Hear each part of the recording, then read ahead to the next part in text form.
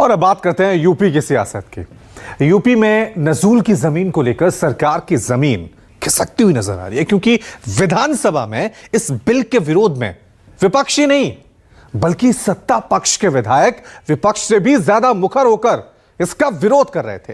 कह रहे थे कि इस बिल के आने से बड़ा नुकसान हो जाएगा। इस पूरे होमवर्क के साथ इसे लाया नहीं गया है। तमाम ऐसे सवाल हैं जिनका उत्तर बिल में नहीं दिया गया है। इस विरोध के बाद भी सरकार ने विधानसभा से बिल पास कराया, लेकिन ठीक इसके 24 घंटे के अंदर ही विधान परिषद में सरकार ने बिल पर ब्रेक लगाया और इसे प्रवर समिति के पास विचार के लिए भेज दिया है, या यूं कहें कि बिल को ठंडे बस्ते में डाल दिया है। नजुल भूमि बिल का यह हश्र क्यों हुआ, आइए करते हैं इसका विश्लेषण।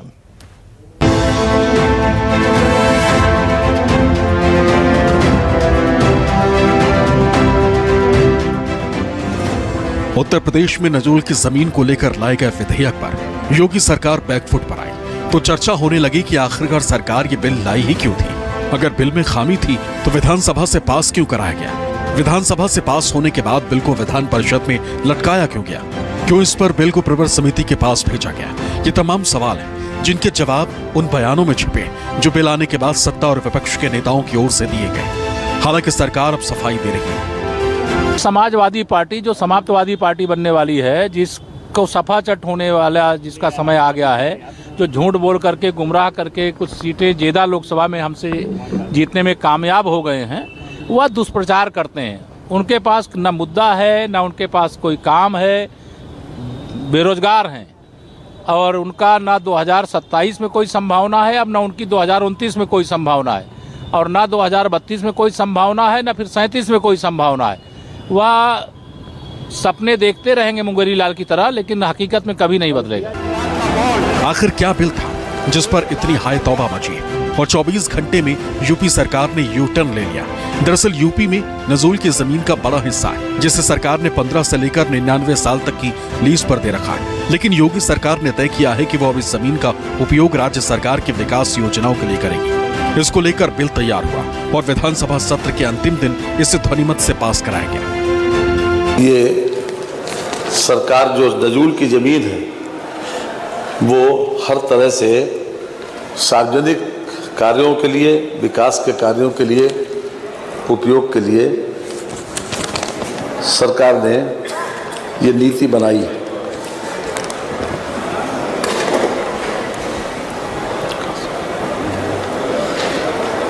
जनहित में इस नीति को लाने की आवश्यकता इसीलिए पड़ी कि समय समय के ऊपर हमको जब ज़मीन की आवश्यकता हो, कहीं डेवलपमेंट की आवश्यकता हो, कहीं किसी सार्वजनिक हित की किसी योजना को कार्यान्वित करने की आवश्यकता होती है, तो हम नजूल की ज़मीन को इस्तेमाल करके, नजूल की ज़मीन को प्रयोग करके अपने विकास कार्यों को आगे बढ़ा सकते हैं और सार्वजनिक कार्यों को मान्यवर हम आगे बढ़ा सकते हैं। विधानसभा में भी बिल को प्रवर समिति के पास भेजने की मांग की गई, जिस पर वोटिंग की नौबत आई, लेकिन स्पीकर ने इसे ध्वनिमत से पास करा दिया। वहीं जैसे ही सरकार बिल लेकर आई, वैसे ही सत्ता के विधायक इसके विरोध में आ गए। गांव के गांव बसे हैं, गांव में अपनी भूमिधरी में किसने घर बनाया? सब कच्चे में सब कच्चे। तो कौन सा विकास कर रहे हैं? लोग सड़कों पे आ जाएंगे और जब उस समय अंग्रेजों के बंगले, अगर प्रयाग की ही बात की जाए तो सिविल लाइंस में भारतीयों को घर लेना निषिद्ध था, मना था। वहां सिर्फ अंग्रेज रह सकते थे।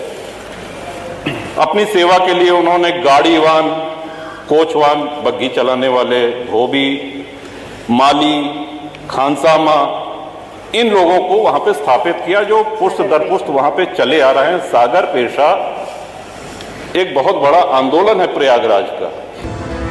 नजूल की जमीन का अस्तित्व देश को आजादी मिलने के बाद आया, क्योंकि अंग्रेज सरकार उन लोगों की जमीनों को हड़प लेती थी जो उसके खिलाफ थे और उन्हें उन लोगों को सौंप देती थी जो उसका समर्थन करते थे। आजादी के बाद ये जमीनें खाली हो गई, क्योंकि जिन लोगों के पास जमीनें थीं उनके पास कागजात नहीं थे। ऐसे में जिन लोगों ने कागजात पेश किए उन्हें जमीनें वापस की गई, लेकिन जो जमीन बची उसे राज्य सरकार का कहा गया, जो अपने हिसाब से जमीन का उपयोग करने का अधिकार देने लगी। नजूल की जमीन पर सरकारी ऑफिस समेत तमाम चीजें खोली गई। जिन जगहों पर लोग बसे थे उन्हें फ्री होल्ड करके लीज पर दिया गया, लेकिन इसी को यूपी सरकार बदलना चाहती थी।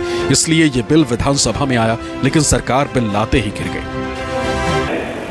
मतलब ये हुआ कि जिस किसी न्यायालय में भी अगर वो पेंडिंग है तो वह सब समाप्त हो जाएगा और फिर यही कानून लागू होगा।